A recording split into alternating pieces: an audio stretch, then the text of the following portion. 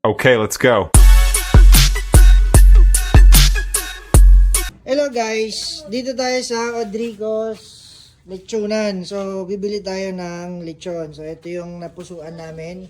Mura lang to. 8,000. Kasama na delivery.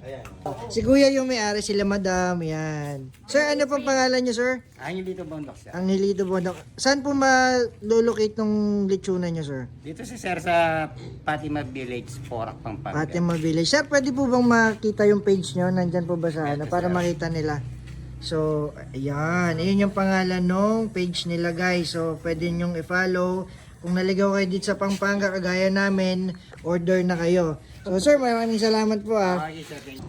Hello guys, ito yung kanilang tarpaulin. Tapos, ito yung address nila. So, biglaan to guys. So, makikita nyo ito. Yung papasok dito, yung papunta sa kanila. Yan. So, hinahanap tayo. Nandito may palatandaan to. Pangalan ko, Tuni. Hindi kayo maliligaw, okay? Dahil na busy ako kaka-video ng event, ito naging backless yung lechon. Grabe yung sarap nung tinikman ko yung balat. Sobrang lutong. And inuwi ko nga pala guys yung ulo. So abangan nyo na lang kung anong luto ang pwede natin gawin.